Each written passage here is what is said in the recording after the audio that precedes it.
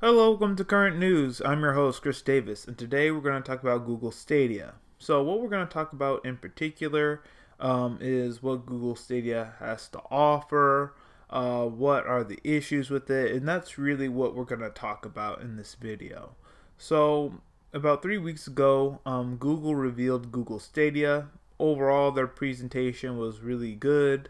Um, what the main things they talked about Google Stadia was game developers, people who watch games, and game game content creators and people who play games. They all come together. Google Stadia, how it works is that the game's going to be streamed from Google's data center. So the only hardware that we really need is just your computer, desktop, laptop, tablet. They even demonstrated it on a phone. That's all we need, not a console, not some game box. So we could play anywhere, anytime. Also, they showed their controller. So if you're playing a game, you press a button, and there's a Google Assistant there to help you, to take you to a video where you see how to get past the boss or a puzzle or a level. They also showed that you can click a link and instantly play the game. That was really interesting. For game developers, they showed how they can really change the art style of their game very seamlessly. I guess that's a plus if you're a game developer. We also talked about how Google Stadia is going to develop their own first party game, so it's just not going to be a place where you stream. They're also going to deliver first party games. So if they're really good, that will be a plus. But those are the big things that stand out with Google Stadia. There are some issues that people have brought up as I've been researching like Google Stadia and getting everyone's thoughts on it. First problem is latency. So if you don't know what latency means, it means the time between a user gives a command and the machine executes the command. So people have been saying there's a huge latency problem with Google Stadia since games are going to be streamed from the Google data center. How much time is it going to take to stream the game from the data center to your computer? And you know, how long is it going to take for when you execute a command, for when you give the machine a command, how long is it going to take for the machine to execute it? So people have said there's going to be some latency issues. If you don't have high-speed internet, then Google Stadia is going to be a serious problem. Also, they mentioned about the business model of Google Stadia. How is it going to work?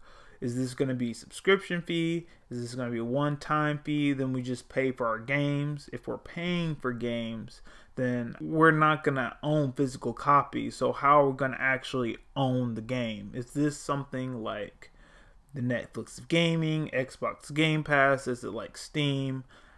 How is it seriously going to work?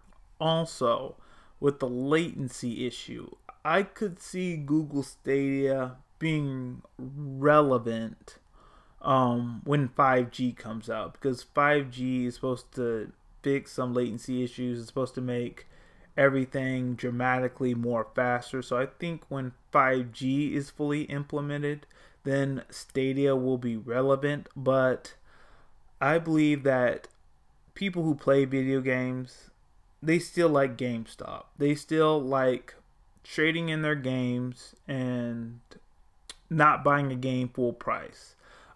Yes, when you trade in a game for like money or for credit, GameStop can be unfair, but they're always good just to buy used games. You don't have to buy anything full price.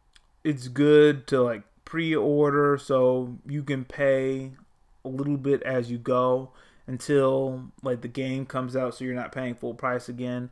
It's still, the trade-ins are still good, even though they're not fair sometimes. So I think GameStop is still like relevant, and despite all the complaints people have about it, they like GameStop because of the variety of games they have, and just that option of you don't have to pay full price for a game. You don't have to pay $60 plus tax for a game. People love that, and as much as they want to bash GameStop, they still like it. They still have more variety.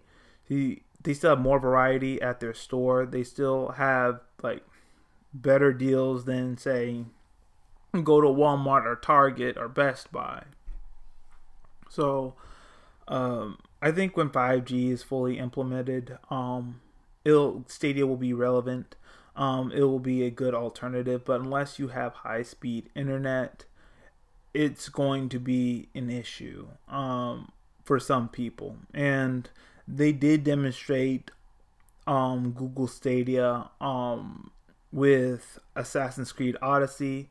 So they showed us a really low-end computer, really low-end computer gadgets, and it was still operating functionally.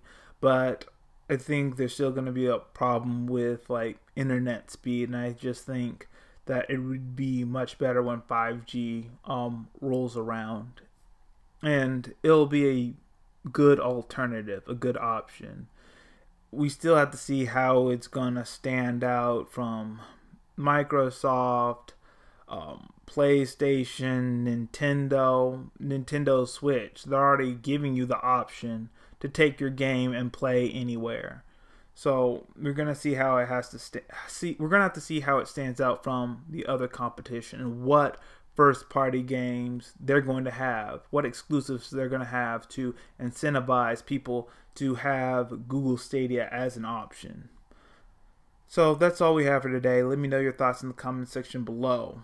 Do you think you will try out Google Stadia? Do you think it has a chance of succeeding? Let me know your thoughts in the comment section below. Also, if you liked what I had to share, please hit the like button, hit subscribe, and share this video with all of your friends. If you want to follow me on social media, I have the links in the description box below. And all of you, have a great day.